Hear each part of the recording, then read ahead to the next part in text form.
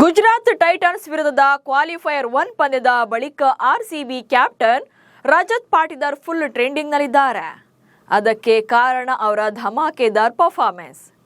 ನಾಯಕನಾಗಿ ಮೊದಲ ಆವೃತ್ತಿಯಲ್ಲೇ ಬೆಂಗಳೂರು ತಂಡಕ್ಕೆ ಕಪ್ ಗೆಲ್ಲಿಸಿದ್ದ ಪಾಟಿದಾರ್ ಈಗ ಎರಡನೇ ಸೀಸನ್ನಲ್ಲಿ ಮತ್ತೆ ಫೈನಲ್ಗೆ ತಂದು ತಂಡವನ್ನು ಕೂರಿಸಿದ್ದಾರೆ. ಒಂದು ಟೈಮಲ್ಲಿ ಯಾರಿಗೂ ಬೇಡವಾಗಿದ್ದ ಪಾಟಿದಾರ್ ಈಗ ಪ್ರಚಂಡನಾಗಿದ್ದು ಹೇಗೆ? ಪ್ಲೇ ಆಫ್ಸ್ ಅಂತ ಬಂದಾಗ ಹೇಗಿದೆ ಅವರ ರೌದ್ರಾವತಾರ? ಅವಮಾನಗಳನ್ನು ಮೆಟ್ಟಿ ನಿಂತು ಅದೃಷ್ಟವಂತನಾಗಿ ಬದಲಾಗಿದ್ದು ಹೇಗೆ? T20 ಬಾಗಿಲು ಓಪನ್ ಆಗುತ್ತಾ? ಈ ಬಗ್ಗೆ ಹೇಳ್ತೇನೆ. ನಾನು ಶಾಂತ. ನೀವು ಸುದ್ಯಾನದ ಸಬ್ಸ್ಕ್ರೈಬರ್ ಆಗೋದಕ್ಕೆ ಮರಿಬೇಡಿ. ನಿನ್ನ ಹಿಂದೆ 1000 ಜನ ನಿಂತಿದ್ದಾರೆ ಎನ್ನುವಂತ ಧೈರ್ಯ ನಿನಗಿದ್ರೆ ಬರೀ ಒಂದು ಯುದ್ಧವನ್ನ ಗೆಲ್ಲಬಹುದು. ಅದೇ ನೀನು ಮುಂದೆ ನಿಂತಿದ್ದೀಯಾ ಅಂತ ಅದೇ ಹಿಂದೆ ಇರುವಂತ 1000 ಜನರಿಗೆ ಧೈರ್ಯ ಬಂದ್ರೆ ಆಗ ಇಡೀ ಪ್ರಪಂಚವನ್ನೇ ಗೆಲ್ಲಬಹುದು. ಇದು KGF ಚಿತ್ರದಲ್ಲಿ ಬರುವಂತ ಮಾಸ್ ಡೈಲಾಗ್. ಈ ಡೈಲಾಗ್ ಈಗ RCB ಕ್ಯಾಪ್ಟನ್ಗೆ ಕರೆಕ್ಟ್ ಆಗಿ ಸಿಂಕ್ ಆಗ್ತಿದೆ. ನಾಯಕ ರಜತ್ ಪಾಟಿದಾರ್ ಬ್ಯಾಟ್ ಹಿಡಿದು ಕ್ರೀಸ್ನಲ್ಲಿ ಇದ್ದಾರೆ ಅಂದ್ರೆ RCBಯ ಡಗ್ಔಟ್ ಮಾತ್ರ ಅಲ್ಲ, ಫ್ಯಾನ್ಸ್ ಕೂಡ ರಿಲ್ಯಾಕ್ಸ್ ಆಗಿರ್ತಾರೆ. ಯಾಕಂದ್ರೆ ಅದು ಅವರ ಪರ್ಫಾರ್ಮೆನ್ಸ್ ಮೇಲೆ ಇರುವಂತ ನಂಬಿಕೆ. ಅದರಲ್ಲೂ ಪ್ಲೇ ಆಫ್ಸ್ ಅಂತ ಬಂದಾಗ ರಜತ್ ಅಕ್ಷರಶಃ ಬೆಂಕಿ ಚೆಂಡಿನಂತಾಗ್ತಾರೆ. ಹಿಂದಿನ ರೆಕಾರ್ಡ್ಸ್ ಕೂಡ ಇದನ್ನೇ ಹೇಳ್ತಿದೆ. 33 ಎಸೆತ, 93 ರನ್ಸ್, ಒಂದೇ ಒಂದು ಡಾಟ್ ಬಾಲ್. IPL ಇತಿಹಾಸದ ಪ್ಲೇ ಆಫ್ನಲ್ಲಿ ರಜತ್ ಪಾಟಿದಾರ್ ಕಂಡುಕೊಂಡಿರುವಂತ ಅತಿ ದೊಡ್ಡ ಪರ್ಫಾರ್ಮೆನ್ಸ್ ಅಂತಂದ್ರೆ ಇದೇ ಕನ್ಸಿಸ್ಟೆನ್ಸಿ ಪ್ಲೇ ಆಫ್ಸ್ನಲ್ಲಿ. ಯಾಕಂದ್ರೆ ಪ್ಲೇ ಆಫ್ಸ್ನಲ್ಲಿ ಮತ್ತೊಂದು ಬಿಗ್ ಇನ್ನಿಂಗ್ಸ್ ಅವ್ರ ಕಡೆಯಿಂದ ಬಂದಿದೆ. ಕೇವಲ 33 ಎಸೆತಗಳಲ್ಲಿ ಅಜೇಯ 93 ರನ್ಗಳನ್ನು ಕಲೆ ಹಾಕಿದ್ರು ಗುಜರಾತ್ ಟೈಟನ್ಸ್ ವಿರುದ್ಧದ ಪಂದ್ಯದಲ್ಲಿ. 5 ಬೌಂಡ್ರಿ ಹಾಗೆ 9 ಸಿಕ್ಸರ್ಗಳಿದ್ವು ಅವರ ಇನ್ನಿಂಗ್ಸ್ನಲ್ಲಿ.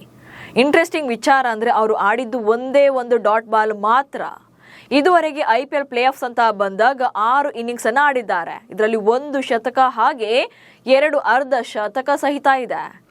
338 ರನ್ಗಳನ್ನ ಪ್ಲೇ ಆಫ್ ಪಂದ್ಯಗಳಲ್ಲಿ ಹೊಡೆದಿರುವಂಥದ್ದು. IPL ಪ್ಲೇ ಆಫ್ನಲ್ಲಿ ಗರಿಷ್ಠ ಸಿಕ್ಸರ್ಗಳನ್ನು ಸಿಡಿಸಿದ ಬ್ಯಾಟರ್ಗಳ ಪಟ್ಟಿಯಲ್ಲಿ ಪಾಟಿದಾರ್ ಈಗ 4ನೇ ಸ್ಥಾನದಲ್ಲಿದ್ದಾರೆ. ಪಾಟಿದಾರ್ ಇದುವರೆಗೆ 24 ಸಿಕ್ಸರ್ಗಳನ್ನು ಬಾರಿಸಿದ್ದಾರೆ. ಸುರೇಶ್ ರೈನಾ 40 ಸಿಕ್ಸರ್ಗಳೊಂದಿಗೆ ನಂಬರ್ 1 ಸ್ಥಾನದಲ್ಲಿದ್ದಾರೆ. ಇವತ್ತು RCB ಸಕ್ಸಸ್ ಬಳಿಕ ಪಾಟಿದಾರನ್ನು ಕೂಡ ಎಲ್ಲರೂ ಕೊಂಡಾಡ್ತಿದ್ದಾರೆ. ಆದರೆ 4 ವರ್ಷಗಳ ಹಿಂದೆ ಪಾಟಿದಾರ್ ವಿಚಾರದಲ್ಲಿ ಸಿಚುಯೇಷನ್ ಬೇರೆಯದ್ದೇ ಇತ್ತು. ಅದು ಏನು ಅನ್ನೋದನ್ನ ಹೇಳ್ತಾ ಹೋಗ್ತೇನೆ ನೋಡಿ. 2021ರಲ್ಲಿ ರಾಯಲ್ ಚಾಲೆಂಜರ್ಸ್ ಬೆಂಗಳೂರು ತಂಡವನ್ನ ಸೇರ್ಕೊಳ್ತಾರೆ Rajat Patidar. But bad luck, ಆ ಸೀಸನ್ ಅಲ್ಲಿ ಅವರಿಗೆ ಒಳ್ಳೆ ಇನ್ನಿಂಗ್ಸ್ ಬರೋದಿಲ್ಲ. 4 ಪಂದ್ಯಗಳನ್ನು ಆಡ್ತಾರೆ, ಬಟ್ ಅಲ್ಲಿ ಬಿಗ್ ಇನ್ನಿಂಗ್ಸ್ ಬರಲಿಲ್ಲ ಅಂತ ಹೇಳಿ ತಂಡ ಅವರನ್ನ ಕೈ ಬಿಡುತ್ತೆ. ಬಟ್ ಅನ್ಫಾರ್ಚುನೇಟ್ಲಿ 2022ರಲ್ಲಿ ಯಾವುದೇ ಫ್ರಾಂಚೈಸಿಗೂ ಕೂಡ ರಜತ್ ಪಾಟಿದಾರ್ ಬೇಕಾಗಿರಲೇ ಇಲ್ಲ. ಅಂದ್ರೆ ಯಾವ ತಂಡ ಕೂಡ ಅವರನ್ನ ಖರೀದಿ ಮಾಡುವಂತ ಗೋಜಿಗೆ ಹೋಗೋದಿಲ್ಲ. ಸೊ 2022ರ ಸೀಸನ್ ಅಲ್ಲಿ ಅನ್ಸೋಲ್ಡ್ ಆಗಿ ಉಳ್ಕೊಳ್ತಾರೆ ರಜತ್ ಪಾಟಿದಾರ್. ಸೊ ಆ ಟೈಮಲ್ಲಿ ದೇಶೀಯ ಟೂರ್ನಿಗಳಿಗೆ ಸಿದ್ಧರಾಗ್ತಾ ಇರ್ಬೇಕಾದ್ರೆ ಅವರಿಗೆ ಮತ್ತೆ ಒಂದು ಅದೃಷ್ಟ ಕುಲಾಯಿಸುತ್ತೆ. ಅದೇನಂದ್ರೆ 2022ರಲ್ಲಿ ಬೆಂಗಳೂರು ತಂಡದ ಪರ ಆಡ್ತಾ ಇದ್ದಂತ ಲೂನಿತ್ ಸಿಸೋಡಿಯಾ ಗಾಯದಿಂದಾಗಿ ಇಡೀ ಸೀಸನ್ ಇಂದ ರೂಲ್ಡ್ ಔಟ್ ಆಗ್ತಾರೆ. ಸೊ ಆಗ RCB ಫ್ರಾಂಚೈಸಿಯ ಕಣ್ಣಿಗೆ ಬೀಳೋದು ಒನ್ಸ್ ಅಗೇನ್ ಇದೇ ರಜತ್ ಪಾಟಿದಾರ್. ಸೊ ಅನ್ಸೋಲ್ಡ್ ಆಗಿದ್ದಂತ ರಜತ್ ಪಾಟಿದಾರನ್ನ ನೀವು ಲೂನಿತ್ ಸಿಸೋಡಿಯಾ ಅವರ ಬದಲಿ ಆಟಗಾರನಾಗಿ ಸೇರ್ಕೊಳ್ತೀರಾ ಅಂತೇಳಿ ಕೇಳ್ತಾರೆ. ಸೊ ಆರಂಭದಲ್ಲಿ ಇಲ್ಲ ಅಂದ್ರೂ ಕೂಡ ಅವರ ಫ್ರೆಂಡ್ ಮನವೊಲಿಕೆ ಬಳಿಕ ಒಪ್ಕೊಳ್ತಾರೆ, ಬರ್ತಾರೆ. ಅಂಡ್ ಆ ಸೀಸನ್ನಲ್ಲಿ ತಂಡಕ್ಕೂ ಅವ್ರ ಕಡೆಯಿಂದ ಬಂದಿದ್ದು ಪ್ಲಸ್ ಆಯಿತು, ಅವ್ರಿಗೂ ಕೂಡ ಸೇರ್ಕೊಂಡಿದ್ದು ಪ್ಲಸ್ ಆಗುತ್ತೆ. ಅದೇನಂತಂದ್ರೆ 8 ಇನ್ನಿಂಗ್ಸ್ ಅನ್ನು ಆಡ್ತಾರೆ ಆ ಸೀಸನ್ನಲ್ಲಿ. ಜೊತೆಗೆ 333 ರನ್ಗಳನ್ನ ಕಲೆ ಹಾಕ್ತಾರೆ. ಮೋಸ್ಟ್ ಇಂಪಾರ್ಟೆಂಟ್ಲಿ ಎಲಿಮಿನೇಟರ್ ಮ್ಯಾಚ್ ಅಲ್ಲಿ ಲಕ್ನೋ ಸೂಪರ್ ಜೈಂಟ್ಸ್ ವಿರುದ್ಧ 112 ರನ್ಗಳ ಅಜೇಯ ಇನ್ನಿಂಗ್ಸ್ ಅನ್ನು ಆಡ್ತಾರೆ ಅದೇ ಸೀಸನ್ ಅಲ್ಲಿ. ಸೊ ಯಾವ ಸೀಸನ್ ಅಲ್ಲಿ ಅವರು ಅನ್ಸೋಲ್ಡ್ ಆಗಿದ್ರು ಅದೇ ಸೀಸನ್ ಅಲ್ಲಿ ಬಿಗ್ ಇಂಪ್ಯಾಕ್ಟ್ ಅನ್ನ ಮಾಡುವಂಥದ್ದು ಬೆಂಗಳೂರು ತಂಡದ ಪರ. But once again bad luck ಏನಂತಂದ್ರೆ ಇಂಜುರಿ ಕಾರಣದಿಂದಾಗಿ 2023ರಲ್ಲಿ IPL ನಿಂದ ರೂಲ್ಡ್ ಔಟ್ ಆಗ್ತಾರೆ. ಸೊ ಆ ವರ್ಷ ಯಾವುದೇ ಪಂದ್ಯವನ್ನ ಆಡೋದಿಲ್ಲ. ಸೊ ಇಂಜುರಿ ಕಾರಣದಿಂದಾಗಿ 2023ರ IPLನ ಇದೇ ಪಾಟಿದಾರ್ ಮಿಸ್ ಮಾಡ್ಕೊಳ್ತಾರೆ. ಅಂಡ್ 2024ರಲ್ಲಿ ಮತ್ತೆ RCB ಫ್ರಾಂಚೈಸಿ ಅವರ ಮೇಲೆ ನಂಬಿಕೆಯನ್ನ ಇಟ್ಕೊಂಡು ತಂಡದಲ್ಲಿ ಉಳಿಸ್ಕೊಂಡು ಕಂಟಿನ್ಯೂ ಮಾಡ್ತಾರೆ. ಅಂಡ್ ಒನ್ಸ್ ಅಗೇನ್ ಬೆಂಗಳೂರು ತಂಡದ ಪರ ರಜತ್ ಪಾಟಿದಾರ್ ಕಡೆಯಿಂದ 2024ರಲ್ಲಿ ಅದ್ಭುತವಾದಂಥ ಪ್ರದರ್ಶನ ಬರುತ್ತೆ. ಸೊ ಆಗ ಫಾಫ್ ಡುಪ್ಲೆಸಿಸ್ ಬೆಂಗಳೂರು ತಂಡದ ಕ್ಯಾಪ್ಟನ್ ಆಗಿದ್ರು. ಅಂಡ್ ಆ ಸೀಸನ್ ಕೂಡ RCBಗೆ ಅನ್ಬಿಲೀವಬಲ್ ಸೀಸನ್ ಆಗುತ್ತೆ. ಯಾಕಂದ್ರೆ ಆ ಸೀಸನ್ ನಲ್ಲಿ ಬೆಂಗಳೂರು ತಂಡ ಫಸ್ಟ್ ಹಾಫ್ ನಲ್ಲಿ ಕೇವಲ 1 ಪಂದ್ಯವನ್ನ ಮಾತ್ರ ಗೆದ್ದಿರುತ್ತೆ. ಸೊ ಪ್ಲೇ ಆಫ್ಗೆ ಹೋಗಬೇಕು ಅಂದ್ರೆ ಅವರಿಗೆ ಓನ್ಲಿ 1% ಮಾತ್ರ ಚಾನ್ಸ್ ಇದ್ದದ್ದು ಆ ಸೀಸನ್ ಅಲ್ಲಿ.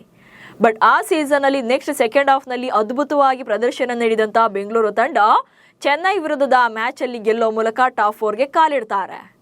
ಸೊ ಬಟ್ ಬ್ಯಾಡ್ ಲಕ್ ಏನಂತಂದ್ರೆ ಎಲಿಮಿನೇಟರ್ ಮ್ಯಾಚ್ ಅಲ್ಲಿ ಸೋತು ಮನೆ ಕಡೆ ಬರ್ತಾರೆ. ಬಟ್ ಆ ಪಂದ್ಯ ಏನಿದೆಯಲ್ಲ, ಆ ಸೀಸನ್ ಇದೆಯಲ್ಲ, ಸೊ ಅದು ಇಡೀ ಜಗತ್ತಿನಲ್ಲಿ ಒಂದು ರೀತಿಯಾದಂಥ ತಲ್ಲಣವನ್ನು ಸೃಷ್ಟಿ ಮಾಡುವಂಥದ್ದು. ಏನಂತಂದ್ರೆ ನಮ್ಗೆ ಏನಾರ ಒಂದು ಸಾಧನೆ ಮಾಡೋಕೆ ಜಸ್ಟ್ 1% ಇದ್ದಾಗಲೂ ಕೂಡ ಬಿಡಲೇಬಾರ್ದು ಅನ್ನೋದಕ್ಕೆ ಆ ಸೀಸನ್ ಎಲ್ರಿಗೂ ಕೂಡ ಬೆಸ್ಟ್ ಎಕ್ಸಾಂಪಲ್ ಆಗಿತ್ತು. ಸೊ ಆ ಸೀಸನಲ್ಲೂ ಕೂಡ ರಜತ್ ಪಾಟೀದಾರ್ ಕಡೆಯಿಂದ ಒಂದು ಒಳ್ಳೆ ಇನ್ನಿಂಗ್ಸ್ ಬಂದಿರುತ್ತೆ. ಸೊ ಇದೇ ಪ್ರದರ್ಶನ ಅವರಿಗೆ 2025ರಲ್ಲಿ ಕ್ಯಾಪ್ಟನ್ಸಿಯನ್ನ ತಂದುಕೊಡುವಂಥದ್ದು, ಜೊತೆಗೆ ಚೊಚ್ಚಲ ಆವೃತ್ತಿಯಲ್ಲೇ ತಂಡಕ್ಕೆ ಟ್ರೋಫಿಯನ್ನ ಗೆಲ್ಲಿಸ್ಕೊಡ್ತಾರೆ. ಸೊ 2024ರ IPL ಆದಮೇಲೆ ಫಾಫ್ ಡುಪ್ಲೆಸಿಸ್ ರನ್ನ ತಂಡದಿಂದ ಕೈ ಬಿಡ್ತಾರೆ.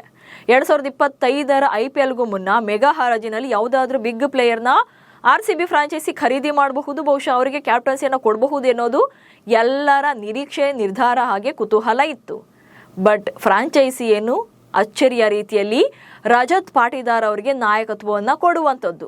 ಆಗ RCB ಅಂತ ಅತಿ ದೊಡ್ಡ ಫ್ಯಾನ್ ಬೇಸ್ ಇರುವಂಥ ತಂಡ ರಜತ್ ಪಾಟೀದಾರ್ ಅವರಿಗೆ ಕ್ಯಾಪ್ಟನ್ಸಿಯನ್ನು ಕೊಟ್ರಲ್ಲ ಅಂತೇಳಿ ಸಾಕಷ್ಟು ಜನ ಅಚ್ಚರಿಯಾಗಿದ್ರು.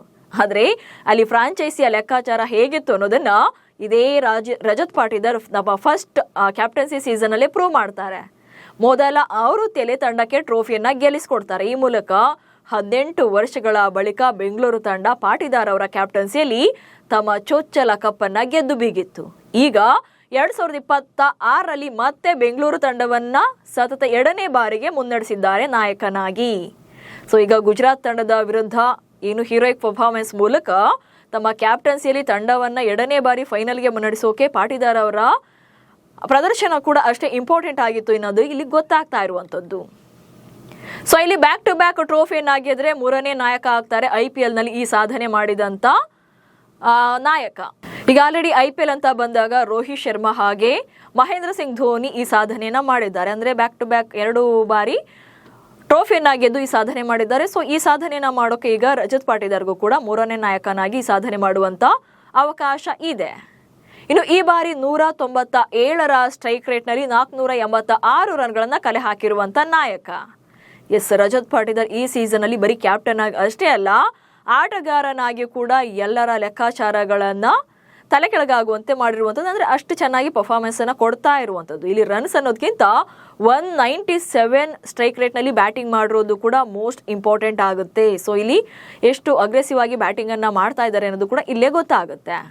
ಹೀಗೆ ರಜತ್ ಪಾಟೀದಾರ್ ಈಗ ಮುಟ್ಟಿದೆಲ್ಲ ಚಿನ್ನ ಆಗ್ತಿದೆ.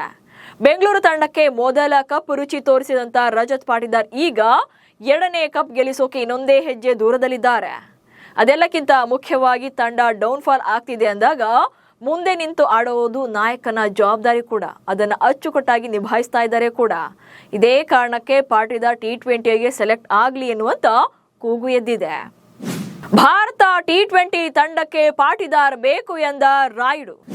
RCB ಕಂಡ್ರೆ ಯಾವಾಗ್ಲೂ ಕೂಡ ಕೊಂಕು ಮಾತನಾಡುವಂತ ಅದೇ ಅಂಬಾಟಿ ರಾಯುಡನೆ ಈಗ RCBಯ ಕ್ಯಾಪ್ಟನ್ ಪ್ರದರ್ಶನದ ಬಗ್ಗೆ ಇಂಥದ್ದೊಂದು ಮಾತುಗಳನ್ನ ಹೇಳಿದ್ದಾರೆ. 2028ರ T20 ವಿಶ್ವಕಪ್ ಜರ್ನಿ ಸ್ಟಾರ್ಟ್ ಆಗೋದ್ರಿಂದ ಭವಿಷ್ಯದ T20 ತಂಡವನ್ನ ನಿರ್ಮಿಸಬೇಕಾದ ಕೆಲ ಆಟಗಾರರಲ್ಲಿ ಪಾಟೀದಾರ್ ಕೂಡ ಒಬ್ಬರು ಎಂದಿದ್ದಾರೆ ರಾಯುಡು. ನಾನು ಮೊದಲು 2 ಅಥವಾ 3 ಜನರ ಹೆಸರುಗಳನ್ನ ಬರೀತೇನೆ, ಅನಂತರ ಅವರ ಸುತ್ತ ತಂಡವನ್ನ ನಿರ್ಮಿಸ್ತೇನೆ. ಅದರಲ್ಲಿ ಪಾಟೀದಾರ್ ಕೂಡ ಒಬ್ಬರು ಎಂದಿದ್ದಾರೆ. ಮಾಜಿ ಕ್ರಿಕೆಟಿಗ ಆಕಾಶ್ ಚೋಪ್ರಾ ಕೂಡ ರಜತ್ ಪಾಟೀದಾರ್ ಶೀಘ್ರದಲ್ಲೇ T20ಗಳಲ್ಲಿ ಟೀಮ್ ಇಂಡಿಯಾ ಪರ ಆಡಬೇಕು ಎಂದಿದ್ದಾರೆ. ಒಟ್ನಲ್ಲಿ ರಜತ್ ಪಾಟೀದಾರ್ ಈಗ RCB ತಂಡದ lucky captain. Rahul Dravid, Anil Kumble, Daniel Vettori, Virat Kohli, Faf du Plessis ಹೀಗೆ ಘಟಾನುಘಟಿ ನಾಯಕರೇ ಮುನ್ನಡೆಸಿದ್ರು ಕೂಡ ಕಪ್ ಎತ್ತಿ ಹಿಡಿಯುವಂತ ಅವಕಾಶ ಸಿಕ್ಕಿರಲಿಲ್ಲ. ಆದರೆ ಪಾಟೀದಾರ್ ತಮ್ಮ ಫಸ್ಟ್ ಸೀಸನ್ ಅಲ್ಲಿ ಇದನ್ನ ಮಾಡಿ ತೋರಿಸಿದ್ದಾರೆ. ಈಗ ಮತ್ತೊಂದು ಟ್ರೋಫಿ ಗೆಲುವಿನ ಹತ್ತಿರದಲ್ಲಿದ್ದಾರೆ. ಬ್ಯಾಕ್ ಟು ಬ್ಯಾಕ್ ಟ್ರೋಫಿಯನ್ನ ಗೆದ್ದು RCBಯನ್ನ ಮತ್ತೆ ಚಾಂಪಿಯನ್ ಪಟ್ಟದಲ್ಲೇ ಕೂರಿಸಲಿ ಅನ್ನೋದಷ್ಟೇ ಅಭಿಮಾನಿಗಳ ಆಸೆ ಕೂಡ. ನಮಸ್ಕಾರ.